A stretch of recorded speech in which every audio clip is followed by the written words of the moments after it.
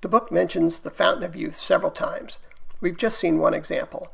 There are several clues in the verse that clearly reference exhibits at the Fountain of Youth Archaeological Park, which is where the puzzle's walking tour of St. Augustine begins. These clues were well documented by others before I became aware of the puzzle, but I'll include them here for completeness. The first chapter, written in water, refers to Juan Ponce de Leon's first expedition to Florida, when he named La Florida and was, according to legend, searching for the Fountain of Youth. The entry gates of the Fountain of Youth Archaeological Park have a sign with the text, "The First Chapter." Silver salt probably refers to the silver salt shaker displayed at the park, which is explicitly referred to as a cask.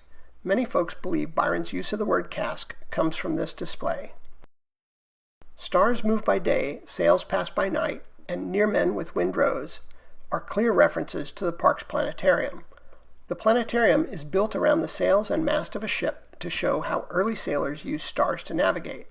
The entryway to the planetarium has a display that shows a navigational tool called a windrose above a model ship manned by tiny sailors. The last 5 lines of verse 9 begin with the letters Seloy. Seloy is the name of the Timucuan village that was on the grounds of the park. Because all of these verse clues reference the Fountain of Youth Archaeological Park, which is in St. Augustine, these clues assure us that it's correct to associate this verse with the Spanish immigration puzzle. In the corresponding puzzle image, the conquistador on horseback beside a planted flag represents Juan Ponce de Leon claiming Florida for Spain, an act that is clearly associated with the Fountain of Youth Archaeological Park, even though scholarly debate continues regarding whether that's where Ponce de Leon briefly came ashore. The Spanish-style cross near the base of the flag probably represents the stone cross discovered at the park in the early 1900s.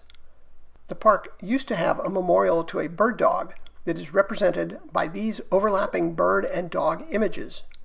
Because bird dogs point at things, I believe that this clue was directional, leading us out of the park. When the puzzle was constructed, I suspect the memorial was close to the southern edge of the property, near the adjacent Spanish mission, which is where the puzzle takes us next. The line of the verse, "Over the tall grass," is an additional directional clue. The tallest grass around the park grows in the estuary between the park and the mission.